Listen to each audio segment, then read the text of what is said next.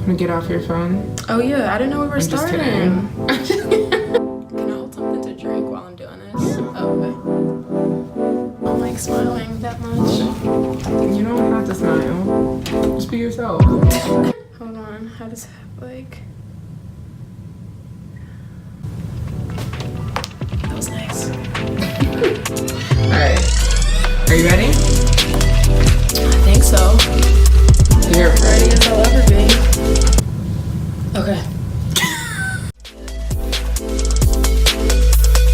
What's your name? My name is Ciara. And how old are you? I'm 25 years old. Okay. So Ciara, who are you on a soul level? On a soul level, you start off so deep already. That too. Yeah, makes sense. On a soul level, I think that I'm a very calming person, and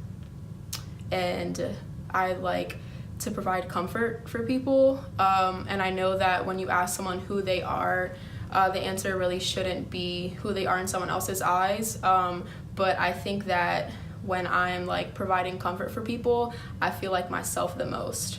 I feel like very calming, and it makes me feel like I'm reaching my purpose, I guess. And when I'm doing that, like I just really feel like I'm in my, I don't know, like that I'm in my own space, and it provides me with comfort to provide other people with comfort. So I think that's who I am. Okay, perfect. So are there any life events or major happenings in the world that have affected your ways of thinking or that have made you become this calm person? Yes. I mean, I think that that's just who I am. That's just like how I was born. Mm-hmm. But also I think like how I grew up, like with my family and things like that, I was always, every time there was like chaos or like there was something going on that made people either like really emotional or really upset or anything, I was always the person that made sure that everyone else felt okay. And that can happen in a bunch of different ways. Sometimes I just like to make people laugh in like times where there's not a really laughing matter, but in a good way, not in a bad way. And I just always think that people have still come to me for that, even like with my friends. So I think it started with my family and with my brother and with my dad, and with my grandmother, because they always called me like the strong one. But I think that's just because I, on like the outer me, never let anyone see how it was really affecting me. So, yeah. Okay. So I'm gonna give you 3 categories to basically decide what means the most and what means the least to you. There are 3 categories. Pick which means the most and which means the least. Okay. Okay, that came out better the second time. All right, so the first category is love, sex, and relationships. The next category is society, culture, and politics. And the next category is spirituality and religion. So which means the most and which means the least? I think in the exact order that you just put it. Okay. So love and relationships is probably number 1.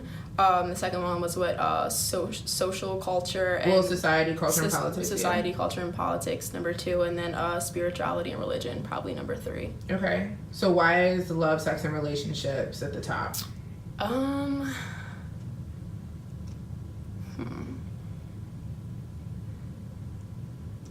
I'm trying to think how to say this without sounding super cliche, because like love is just one of those words where it's like yuck. But I think for some reason we always use love as like a measuring stick. Just like when you and I were talking earlier, and you were like, you're such a great person, so I'm happy that you found someone. So we always are like, when people are really good, we expect them to find someone else who is really good for them. But I mean, that can also, it doesn't have to just be with relationships, but since that's a part of the category as well. But I think that like love, we're always like reaching for it, even when we don't think that we are. And on the flip side of that, we look at loneliness as like the complete opposite of love, and that's what everyone tries to get away from. So I think that us just as humans, it's just a human instinct to always be reaching for love and to be accepted by others, and for that reciprocity. So I think that's why that's number one for me. Okay, and you said that spirituality and religion was last, so why is that the least of your worries? Because I think that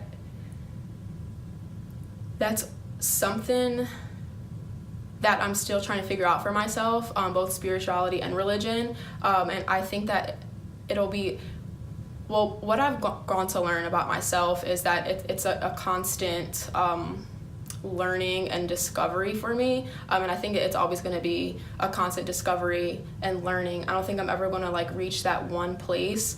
But honestly, I should probably give it a lot more thought than I do. And I think that's because us as people, we're always like multitasking, and we're always doing so much stuff that we don't really give ourselves enough opportunity to really sit by ourselves and do self-discovery. So I think that that's something that I need to get better at, and discover even more. Okay. And so society, culture, and politics. So where do you stand with that, since that's kind of like lukewarm in your life? So society, culture, and politics. Yeah, that it definitely affects my life in a lot of ways, and it has more and more since I've gotten older. Mm-hmm. And there's things that I've become passionate about, honestly, with society and culture and politics. I mean, right now the political climate of our country isn't at the best. So now that I'm at that age where I can really understand it all, as compared to when I was younger, you start to really understand people more and who they are and who they are, like where their morals and ethics are, with politics. And it's not a way that I judge people, I want to say, but I think that it lets me get to know people more, with where they stand with that. And society and culture just fall right into that. And culture is something that's so important, especially in the United States. Culture is something that people are very passionate about, and I understand that more and more. And since I've traveled a lot, really since graduating college, I have gotten to see many other cultures and why people are so passionate about it and why it makes them who they are. And that's helped me, in my culture, to shine through who I am and where I come from. So cool. Great. So I'm gonna get you to draw. So yeah, basically what's gonna happen is you're gonna pick some colors that represent your mood right now, and colors that represent your life. So I'm gonna give you this, and I'm gonna give you this pen once you pick the colars, and then you just have to tell how many colors? 2? No, as many as you want. I mean, because it's hard to pick one, I've noticed, the longer I've been doing this.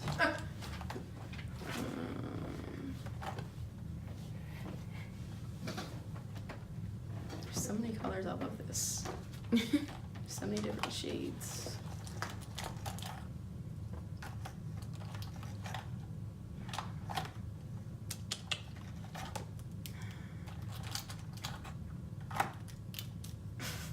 Surprise, surprise. All right, cool. All right. And then here's a pad. Cool. Oh, gosh. Well, you can just, do it on that page. Okay, so what colors did you pick, and why did you pick those colors? I picked all different shades of blue. Blue has been my favorite color since I came out the womb, honestly. I don't know why, I've just always been drawn to blue, like literally ever since I was a little kid. But I think it goes back to like the calming thing. That's what I always look to reach. Like, I hate when I'm super stressed out. I hate when there's a lot going on, and I even like hate when I'm in big crowds, because I always just like to feel like calm and relaxed. And I think that's what blue symbolizes. Okay, so did you pick blue for your mood or for your life, or just because you love it as a color? Both. Okay. Both, for sure. I would say this color right here is probably like for my life. Okay.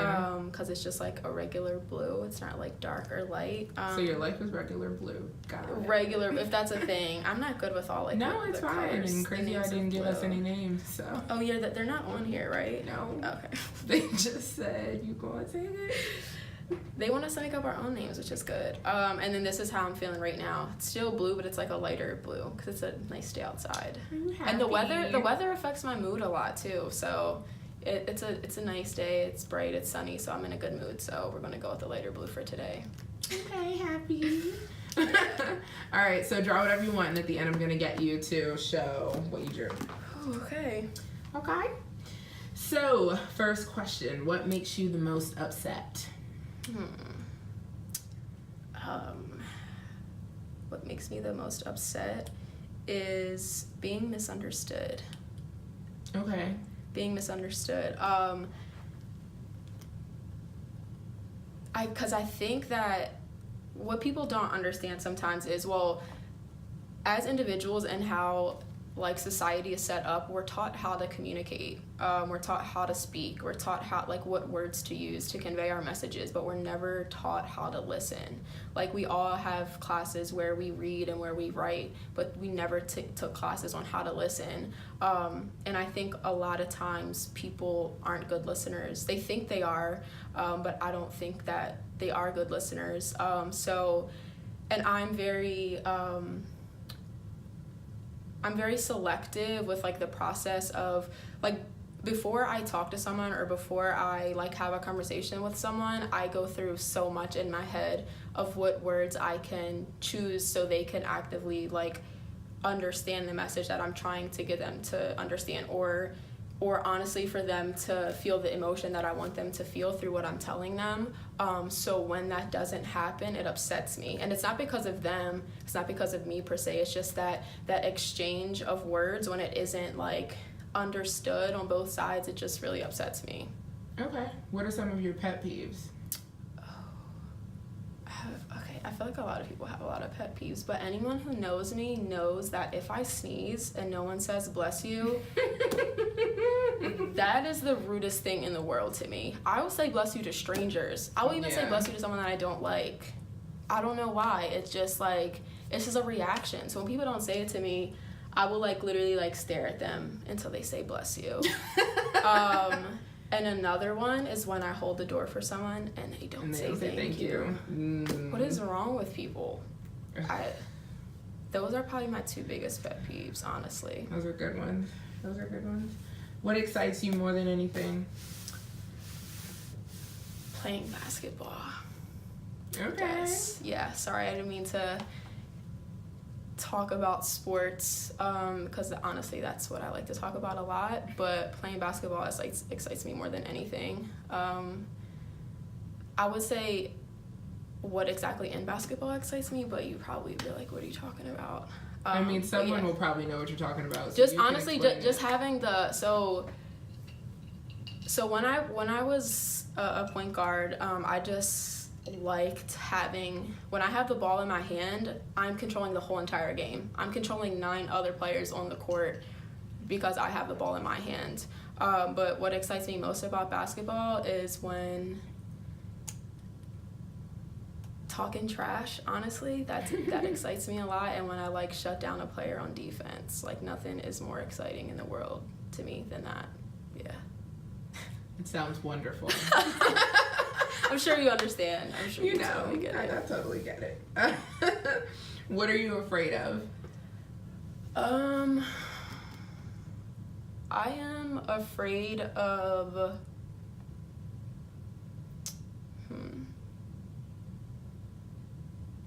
I'm trying to think if I want to go 2 different ways with this. I'm afraid of losing someone who's very important to me and who I love a lot without them knowing how I felt about them before they leave. So I try to, all of my friends and all my family who I care about a lot, I'm not the most like mushy person, so I try to make sure that they understand how I feel about them and how much I appreciate them through my actions and through words sometimes. So, yeah. Okay, cool. What is social media to you? Like, how do you feel about it? And how do you use it? Social media has become a huge phenomenon that I don't like the direction that it has been going. And I think our generation in particular got to see it change the most. We just went from being like developers on MySpace to like make like to now it just like social media just controlling our lives. And I really, other than it taking up all of our time and it being even more difficult to concentrate on other things, I've noticed how every career has tried to utilize it to its full potential, to the point where like they try to make it a tool, but by them making it a tool, I feel like it becomes even more of a problem. Because like, okay, we'll take basketball for example. I coach basketball, so now like with recruiting, like social media has become so important that we constantly have to post things and post content so that our recruits and our fans and everything else can see what we're always up to. And that's like the biggest outreach nowadays. And it's no more, well, I mean, it still is there, but it's so much less face to face. It makes social media even worse, and it makes us hide behind screens even more, which is why I really love the fact that you're doing this project. Oh, But yeah, you're welcome. All right, what is the craziest thing you've ever seen in your life? That's so hard, Alana. Yeah.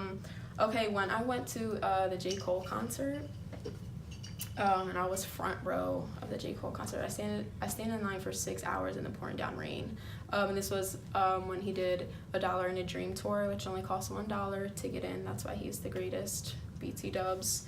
But so I stayed in the rain for 6 hours. I even lied about why I had to leave my obligations for that day just so I can go to this concert. And then I got front row, and J. Cole and he was just rapping to me the whole time because I was front row, and it was the greatest thing ever. Aww. Yeah. Yep. Shout out to J. Cole. Yep. Shout out to Jermaine. Okay, what's the hardest conversation you've ever had to have? The hardest conversation that I ever had to have was with my grandmother. She raised me, and when she was terminally ill, we had to sit down and have the conversation about, you know, once she passed away, how she wanted everything to go, and that kind of thing.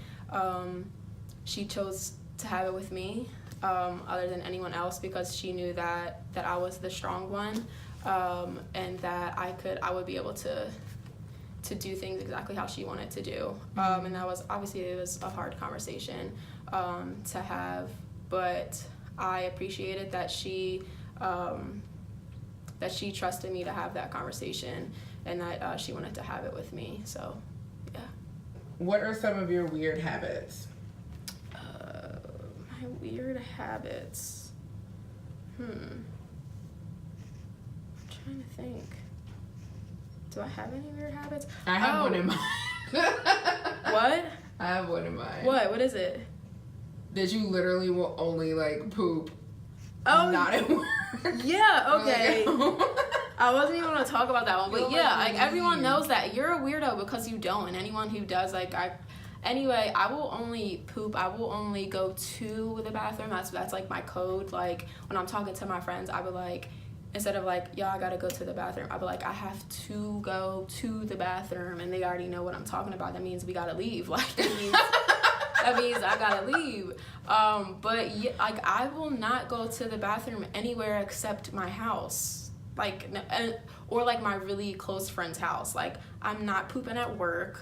I'm not pooping in public restrooms. I'm not. Oh yeah, that's nasty. I'm only pooping where I live, where my house, my dad's house, and my close friend's house. It's only. Alana's laughing at me because we used to work together, and whenever I had to poop, I would be like, I'm leaving. We worked an office job. I would go to my manager and be like, I'm leaving. She'd be like, no, you're not. I'd be like, I'm leaving. I'll be back. Oh So, my yeah. god, that's so funny. Sure. Oh, do you have another one? You had another one in your head that you were gonna say. Oh, yeah, I was gonna say it, but then I would feel like I want to do it, and I don't know if I can do it, but I like, my ears stick out a lot, and I like tuck my ear into my ear like this. What? And it like stays, but I'm not gonna be able to get it to do it now because I'm like on the spot. But yeah, that's my other weird thing that I do. Tuck your ear in your ear. Yeah, I tuck my ear in my ear. Oh, okay. And I also play with my ears a lot. I think it's because since I was a baby, to the fact where my ears are gauged and they're not supposed to be, because like I'll play with my earrings so much that it stretched the holes out. So now like my earring holes are really, really big. Yeah, it's weird. I think it's like it just like makes me feel at ease. I don't know. Yeah, Yeah. I get it. What don't you want to tell people but know you should share because it'll help somebody else?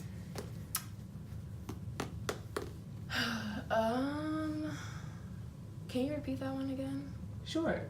What don't you want to tell people in front of the camera, but you know you should because it will help someone?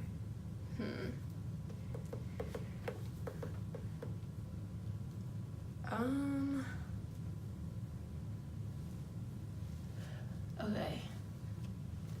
When it comes to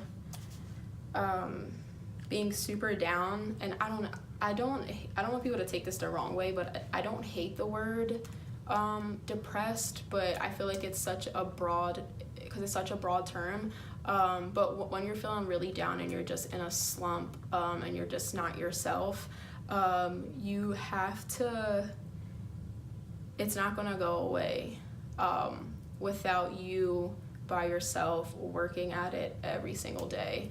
And there's endless different things of ways that someone can get into that super low stage in their life. So don't think that you don't have the right to feel down and to feel sad and to feel upset and to feel depressed, because everything affects people differently. But once you are in that stage, you can't ignore it, and you just have to really be in solitude for a long time until you can, or not even a long time, it might not take a long time, until you can get yourself out of it, because you're the only one that can get yourself out of it. And I think a lot of people try to distract yourself, and think that eventually it'll go away if you just keep pushing it back to the back of your mind and doing other things. But it's always going to be there, and you're not going to be able to work through it or get through it until you do get through it. So yeah, and it happens to all of us. It does. It doesn't matter if you're the strongest person in the world, if you're a celebrity, if you're a model, it literally doesn't matter. Everyone goes through it. Our favorite musicians go through it. Our favorite athletes go through it. Everyone goes through it. So it's just one of those things where you have to work through it till you get through it. Okay. Let's see. Are you self-conscious about anything? Self-conscious? What am I self-conscious about?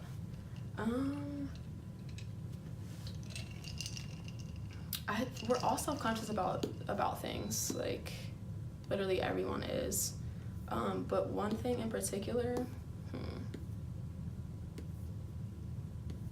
I don't know, do I have to answer that question? Yes.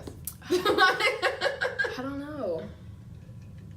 I mean, if you're not self-conscious about anything, I am. Everyone's self-conscious about something, but it's like, what do I want to pick out? I'm self-conscious about how my ears stick out. That's one thing that I'm self-conscious about. When I was in elementary school, people used to call me Dumbo. Oh my god. Yeah, I know you want to laugh. It's okay, you can I'm laugh. not gonna, It's okay because like I'm not gonna, because I saw that movie. It was really sad. Oh really? That movie's sad. I need to see that movie. It's so well, now sad. that it's sad, I don't know. I don't like sad movies. Sad, bro. I mean, really? Look, it ends fine, but like it's still very, just even the colors are just very dark. It's strange. Oh, okay, it's that kind of film. Yeah. I get what you're saying. But yeah, I've grown to love myself, so that's who I am. So. Okay. Who do you look up to?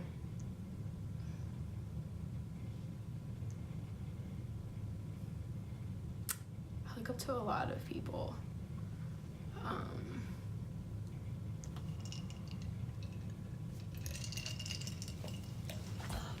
You'll be able to edit these out, right? Mm-hmm. Okay. I look up to a lot of people. One person in particular is my high school basketball coach, because she just took this kid from Baltimore who was good at sports, and just made me see myself in a different light, and provide me with a vision that I didn't have for myself before meeting her, or before her taking me under her wing. And she didn't do it through praise necessarily. She really like broke me down as an individual, but still at the same time let me see my potential. And I think that's really affected my character and made me who I am today. And honestly, she's a reason that I did high school the way I did high school. She's the reason why I went to college, that I got a full scholarship to college, and she's the reason why basketball is my career now. And she made me want to be that mentor for other girls and for other girls basketball players. So I think she really gave me that passion to help out of where you came from. And she even gave me this, I still keep this, it's like a wooden plaque, but it's like decor. She gave it to me once I went off to college, and it said, "Never forget where you came from." So that's really stuck with me ever since then, and it also just makes me want to help out those same girls and even those same boys, the same youth of where I came from, in similar situations, because a lot of times the brightest minds and the most successful people come from areas where they don't have that vision for themselves, and sometimes they just need someone to help them out, and make them be able to see that. So yeah, I love that. Okay, and the last question, actually there are two more. Okay, so the first one is, what do you feel will restore connection in our generation? Like, what do we have to do? What are the moves we have to make? What needs to happen for us to restore connection? Yeah, like for us to like care. Because I feel like most of us don't, and that's why I'm doing this. We have to, I mean, I said this before, but just like listening. Just honestly, like when you sit down and have a conversation with someone without your phone in your hand or without any other distractions, and you just sit down and talk to someone and listen and feel what they're saying, I really think that keeps us grounded as people.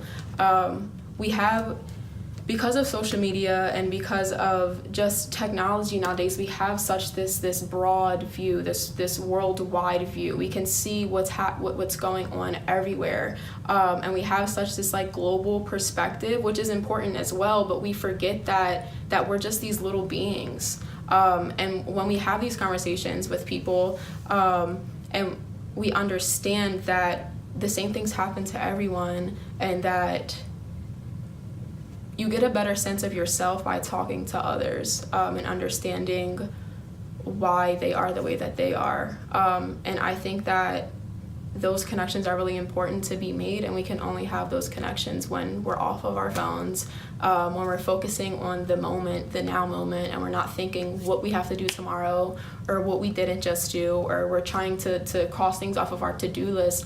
Like, just exist in the moment. I think that's what we have to do, at a much higher rate. Obviously, you can't just do it once or twice, to restore connection. Okay. And the last question, what do you have to say to the world? What do I have to say to the world? If it was the last thing that you could say, what would you say? You just be like so deep with these questions, and I'm not ready. You should have given me like a question sheet first. So then it wouldn't prepared. Be. What do I have to say to the world?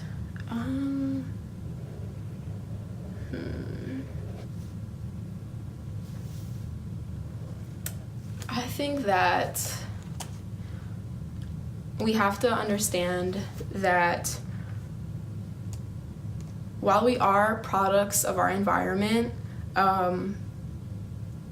people always think about how they want to discover themselves, and that they're constantly like trying to discover more and more about themselves. And I think that we create ourselves, meaning that we choose on a day-to-day what we do and what we surround ourselves with. So while you're trying to discover yourself and while you're trying to do all these things, you're the one who is creating yourself. So yes, we are a product of our environment, but once we get to a certain point, we're in control of what we see, what we read, who we connect with every single day, and that's going to make you who you are as a person. And I think people forget that because they always think, this happened to me, or I have to do this. But at the end of the day, you're creating who you are. Yeah. Thank you. Thank you, Alana. Show me what you drew. I'm not even finished yet. Are you ready? Are you ready, or do you want me to finish? No, yeah, I'm ready. Can I finish? No? No, it has to be what you drew. So I'm not finished yet, but here's what I was drawing. What is it? It was going to be all the different shades of the moon. Because I think just like the moon, I am constantly changing day to day. My moods, how I am, my temperament, and yeah, so I just think that with how the moon changes, we change as people as well. And we're not the same. We are the same person every single day, but we don't have the same perspectives every single day. And though those change, we're still the same person in the end. This is Ciara, and I'm in the flesh. Bow!